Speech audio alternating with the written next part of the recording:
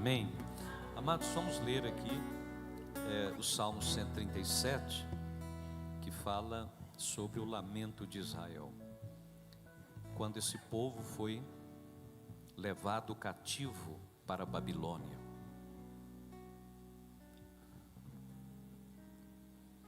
Pode colocar, por favor. Às margens dos rios da Babilônia, nós nos assentávamos e chorávamos, lembrando-nos de Sião. Nos salgueiros que lá havia, pendurávamos as nossas harpas, pois aqueles que nos levaram cativos nos pediam canções, e os nossos opressores que fôssemos alegres, dizendo: entoai-nos algum dos cânticos de Sião. Como, porém, haveríamos de entoar o canto do Senhor se me a língua ao paladar, se me não lembrar de ti, se não preferir eu, Jerusalém, a minha maior alegria? Contra os filhos de Edom, lembra-te, Senhor, do ser destruída. Feliz aquele que te der o pago do mal que nos fizeste. Feliz aquele que pegar teus filhos e esmagá-los contra a pedra. Podeis sentar-mente a tristeza e a dor do povo judeu durante o exílio de Babilônia, que aconteceu no ano 586 a.C. E esse exílio, ele perdurou no verso 1, ele já declara: às margens dos rios da Babilônia, nós nos assentávamos e chorávamos, lembrando-nos de Sião. Sião foi talvez o monte principal dentro do entendimento do povo judeu. O monte de Sião, na realidade, ele está no local onde o templo foi construído. O monte perdeu um pouco a sua característica, mas quando Davi ele fala lá no Salmo 125, verso 1 e 2, os que confiam no Senhor são como o monte de Sião, que não se abala, mas é firme para sempre. Como em redor de Jerusalém estão os montes, assim o Senhor está em volta do seu povo. Mas quando ele está falando, ele não está se referindo simplesmente ao monte Sião. Ele está se referindo ali a 3 montes: monte Sião, o monte Moriá, né? Que foi o local onde Abraão inclusive levou Isaac, e o Monte das Oliveiras, que são montes que logicamente ficam em torno ali de Jerusalém, da Jerusalém antiga. Então, ele está falando assim, como esses montes, que todos foram montes, todos esses montes de muito valor, de muita importância para o povo judeu, ele está dizendo: assim o Senhor está em volta do seu povo, como Deus entregou a nação nas mãos da Babilônia, nas mãos de Nabucodonosor. Quando você estudar a história dessa nação, dentro de todos os exílios ou os ataques que Israel sofreu, que Jerusalém ou Judá sofreu, você nunca vai detectar, você nunca vai achar na Bíblia uma derrota de Israel, porque a nação que veio contra Israel foi uma nação muito poderosa. Israel não teve força para resistir. Você nunca vai encontrar isso. Todas as vezes que você, na Bíblia Sagrada, vê Israel sendo derrotado por uma nação inimiga, só tem um motivo: Israel pecou Você vai ler sempre isso na história, nos livros dos reis, crônicas, os profetas. Todos os fatos estão detalhados de inimigos. Por isso que eu disse agora há pouco que foi um povo chamado por Deus, aliançado com Deus, para servi-lo dentro de um contexto altamente espiritual. Em toda a história, a aliança foi feita com aquele povo, e o próprio Deus era quem direcionava, quem dirigia, através dos sacerdotes, dos profetas, através dos reis. Mas antes daquela nação escolher um rei, era então o governo teocrático. Era o governo de Deus que prevalecia. Eleger um rei pressiona o profeta Samuel. Samuel ficou muito triste. E Deus disse a Samuel assim: Samuel, esse povo não está rejeitando você, está rejeitando a mim. E dali para frente a gente vai observar que o povo desobedeceu, o povo pecou, e veio então reis, às vezes bons, mas veio também reis perversos, sobre a nação, sobre o povo. Esse tempo em que essa nação foi levada para a Babilônia como escravo, milhares de pessoas, foi um tempo assim, muito difícil para aquele povo. O profeta Jeremias foi o que mais falou, o que mais profetizou, chorou. Ele ficou até reconhecido, né, como profeta chorão, o tanto que ele chorou por aquela nação, por aquele povo, e tudo, não só Jeremias, mas também outros profetas, que também, 12, descreve um pouquinho da situação que o povo vivia naquela época. A situação era terrível, o que estava acontecendo. E ele diz assim: os seus cabeças dão as sentenças por suborno, ou seja, os juízes julgavam por dinheiro, suborno. Os seus sacerdotes ensinam por interesse. Os seus profetas adivinham por dinheiro. E ainda se encostam ao Senhor dizendo: não está o Senhor no meio de nós, nenhum mal nos sobrevirá. Portanto, por causa de vós, Sião será lavrada como um campo, e Jerusalém se tornará em montões de ruínas, e o monte do templo numa colina coberta de mato.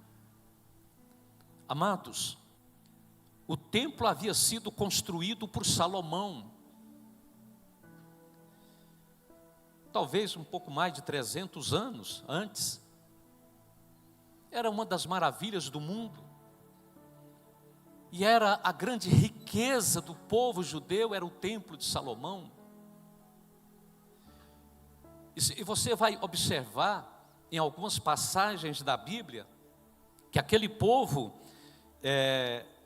não aceitava a ideia de que o templo fosse destruído, porque o povo dizia assim: como que Deus vai permitir? Quando Jeremias profetizou a destruição do templo, Miqueias e outros profetas avisavam o que iria acontecer, o povo dizia exatamente isso: como que Deus vai permitir? Como? O templo é dele, o templo é sagrado, esse templo é santo. De que forma? Isso nunca vai acontecer. E aí, os profetas mentirosos, profetas falsos, começavam a profetizar exatamente o contrário. E foi um tempo assim, muito cruel Esse povo sofreu muito. Jeremias, aqui no livro de Lamentações, no capítulo 4, que foi quando ele escreveu também, lamentando a situação do povo que havia ficado em Jerusalém. E olha algumas expressões, verso 9 ao 11 apenas. Se você ler aqui alguns capítulos, você entende melhor. Verso 9: mais felizes foram as vítimas da espada do que as vítimas da fome, porque estas se definham atingidas mortalmente. Dizer que o povo que morreu quando Jerusalém foi atacada pelo exército de Babilônia, esse povo que morreu foi mais feliz do que o povo que ficou, porque não tinha alimento na cidade. Os campos pararam de produzir. E aí no verso, ele continua, verso 10: serviram de alimento na destruição da filha do meu povo. Olha que coisa terrível. O caos foi tão grande que mães cozinhavam seus próprios filhos.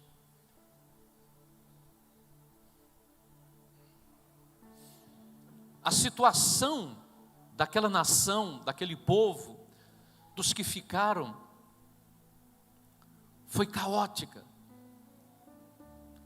Diz aí ainda no verso 11: deu o Senhor o cumprimento à sua indignação, derramou o ardor da sua ira, acendeu fogo em Sião que consumiu os seus fundamentos.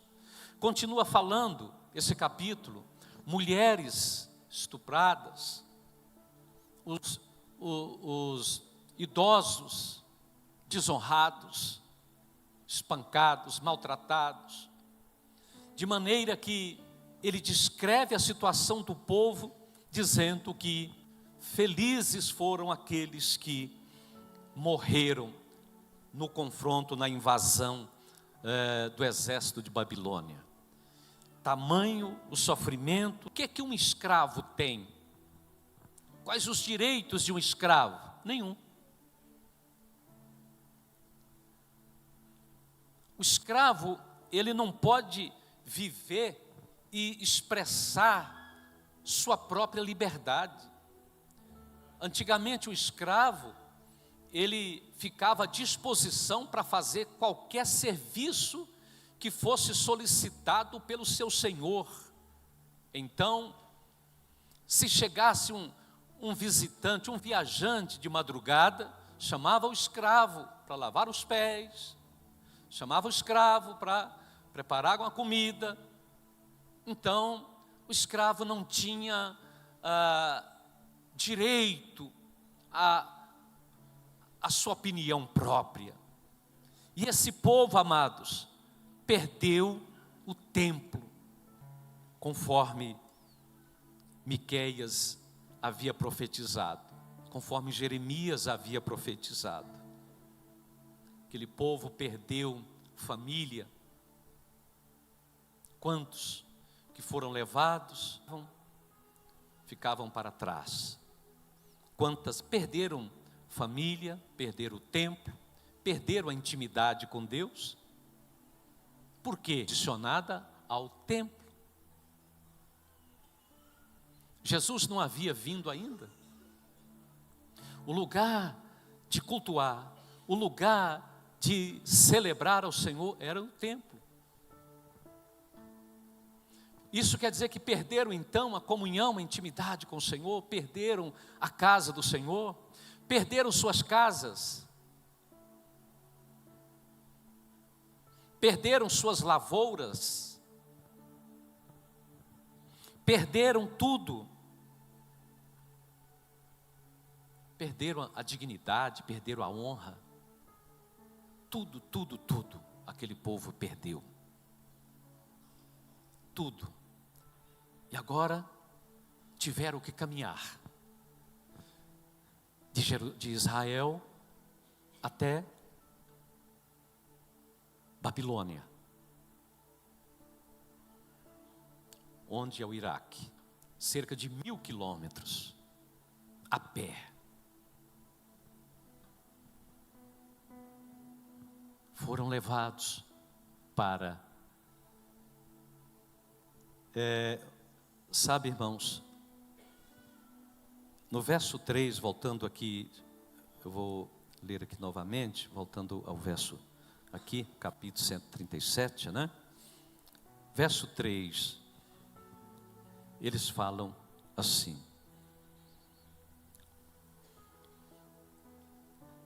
vamos às nossas harpas, pois aqueles que nos levaram cativos nos pediam canções, e os nossos opressores que fôssemos alegres, dizendo: entoai-nos algum dos cânticos de Sião.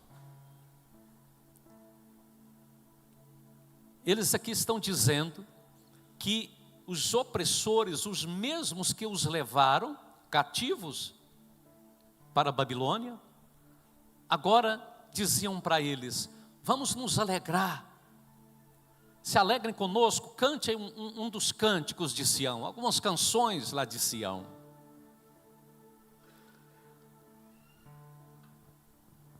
Sabe que a gente está vendo isso, irmãos, aqui no nosso país?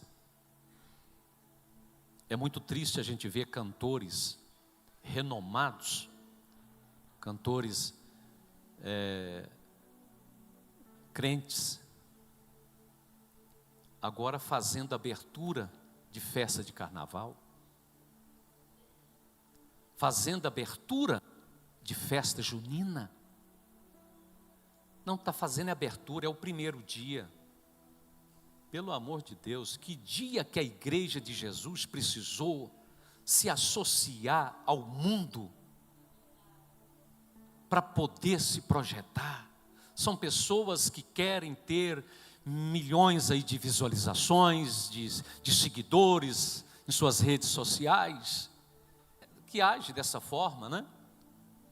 Usa esse princípio, posso dizer assim, para poder justificação, para testificar, para falar do amor de Deus. É unção do Espírito, porque ela nunca precisou, em toda a sua história, ela nunca precisou se associar ao mundo para poder ser vista, para poder crescer, para poder conquistar. Não precisa.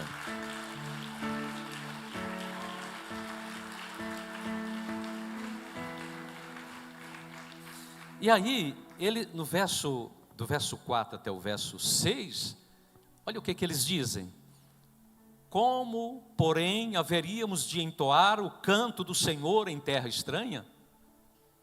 Se eu de ti me esquecer, ó Jerusalém, que resseque a minha mão direita, apegue-se-me a língua ao paladar, se me não lembrar de ti. Se não preferir eu, Jerusalém, a minha maior alegria. Esse povo agora começa a cair na real. Começa a entender que eles erraram, que eles pecaram. Começam a ter saudade. É assim, irmãos, a pessoa pode afastar dos caminhos de Deus, ela pode pecar, ela pode cometer transgressões, mas existe um fato hoje, irmãos, é que muitas pessoas que chegam até uma igreja, que chegam a Jesus, muitas não se convertem de verdade, ou seja, muitas são levadas pelo entusiasmo. São pessoas que tiveram um encontro às vezes com a igreja, tiveram um encontro com alguém, na célula, tiveram encontro com os apóstolos, com os pastores, tiveram encontro com pessoas e disseram: pessoal bacana, né? Eu estou gostando, acho que eu vou querer, eu também vou querer batizar. Mas o coração não foi transformado, não nasceu de novo. O coração não foi mudado. E quando isso acontece, mais cedo ou mais tarde, ela vai voltar para o mundo. Mas ela sente saudades do Criador. Ela sente saudades de Deus. ela não esquece. O espírito dela está testificando e falando com ela mesma. Você precisa voltar. O Pai te espera. Você precisa retornar. É assim, a experiência com Jesus marca a vida das pessoas. Referência aos edomitas. Verso 7. Se ando em meio, voltando aqui, 7. Contra os filhos de Edom, lembra-te, Senhor, do dia de Jerusalém. Pois diziam, arrasai, arrasai, até aos fundamentos, filha de Babilônia. Os edomitas eram descendentes de Esaú, Jacó. Então, na realidade, a gente podia dizer que eles eram primos dos judeus. Mas os edomitas, eles se tornaram inimigos de Israel. Passaram a odiar a nação. E quando Babilônia, inclusive,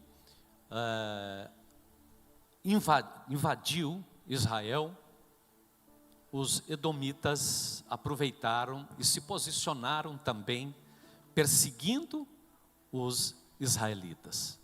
Os que fugiam, os que corriam.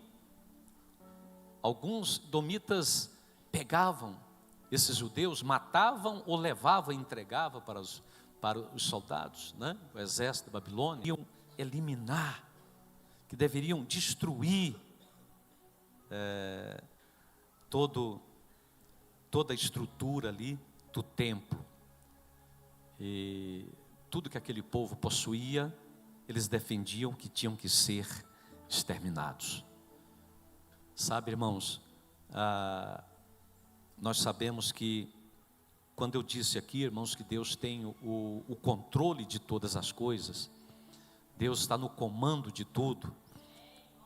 Quando nós estudamos aqui, há algumas semanas atrás, sobre os 4 impérios, né, que dominaram o mundo a partir de Babilônia, e Deus levantou punir a nação, punir Israel. Então, se você observar, a gente leu aqui alguma coisa aqui em Miqueias, mas se for ler o livro de Jeremias, Miqueias, Lamentações, você vai ver nação daquele povo. O povo deu as costas para o Senhor. O povo não ouvia a voz de Deus.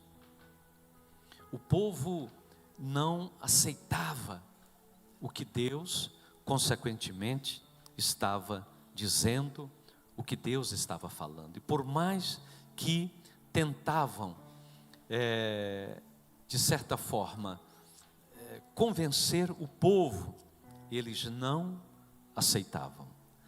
Eu estou abrindo aqui em Jeremias 7, 4, olha o que eles diziam aí no verso 4. Não confieis em palavras falsas, dizendo, templo do Senhor, templo do Senhor, templo do Senhor é este. Então, se refere exatamente à confiança que aquele povo tinha no templo.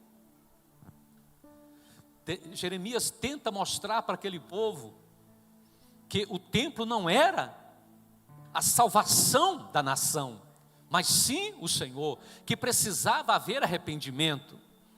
Jeremias conclamava o povo, mas o povo não aceitava. E aí vinham, como eu disse, os falsos profetas que profetizavam, dizendo, não, Deus não vai permitir que o templo seja destruído. E por causa desta situação, Deus levanta quem? Nabucodonosor. Deus é aquele que levanta para punir, mas também levanta, amados. Depois, vocês lembram do Império Persa, quem teve aqui algumas semanas atrás, liderado por Ciro. Deus levanta Ciro. Isaías 45, verso 1. Deus chama Ciro de meu ungido. Não era judeu, era persa. E se puder colocar aí, pode colocar. Então, nesse texto, se converteu ao Senhor. É só você ler o livro de Esdras. É Isaías 45:1. Parece que vocês não conseguiram, não? Olha aí. Assim diz o Senhor ao seu ungido Ciro, a quem tomo pela mão direita, para abater o quê? As nações ante a sua face. Então, Deus levanta Ciro e Ciro tem um encontro com Deus. Depois você leia lá os primeiros capítulos, de 1 até o 5 do livro de Esdras, que narra os fatos. Ciro, então, invade Babilônia e toma o domínio de Babilônia. Anos depois, Deus começa a falar com Ciro, e Ciro então decide libertar os judeus, levá-los de volta. Mas mais que isso, Ciro assume agora com o Senhor a responsabilidade de reconstruir o templo que Nabucodonosor havia destruído, para reconstruir a cidade, bem como o templo de Jerusalém. É assim, irmãos, e a gente fica olhando, então, tudo está debaixo da autoridade do Senhor. Tudo está em perfeita ordem. Deus está no controle de todas as coisas. Deus está no controle de tudo. Amém? Tem hora que às vezes a pessoa desespera, achando que está tudo na contramão, que está tudo errado. Tá, não, vai ter que passar por tudo. Claro que há coisas na nossa vida que são coisas que acontecem, que a gente precisa ter sabedoria para discernir. Não podemos permitir que o pecado, que mais, amados, aquilo que está determinado para acontecer, pode ter certeza que vai acontecer. Amém? Vai acontecer. E os edomitas estiveram, anos depois, tiveram também o castigo, pela forma como trataram, como lidaram com o povo judeu. E assim, irmãos, aquele povo permaneceu por cerca de 70 anos nesse cativeiro em Babilônia, onde aquele povo teve que humilhar diante do Senhor, para poder agora Deus levantar um outro império, levantar Ciro, que tomou Babilônia e assumiu o controle para a sua terra. Amém? Lá quando eles viram o templo reconstruído, quando eles viram tudo que estava acontecendo, eles chegam a dizer que eles estavam como aqueles que sonham. Parecia um sonho para eles. Aqueles que vão levando a preciosa semente com lágrimas voltarão, trazendo consigo seus feixes. Eles declaram. Aquele povo agora foi restaurado pelo Senhor. Deus é misericordioso. Sabe por que Israel não foi eliminado do mapa? Porque é promessa de Deus que Israel jamais deixará de ser uma nação. Deus disse isso. Então, Deus não vai permitir. Eu creio que é por amor, vamos amar esse povo, orar por esse povo, orar por essa nação. Uma nação que já enfrentou situações caóticas, situações terríveis. E nós devemos então aprender esses princípios e aplicá-los à nossa vida em nome de Jesus. Amém?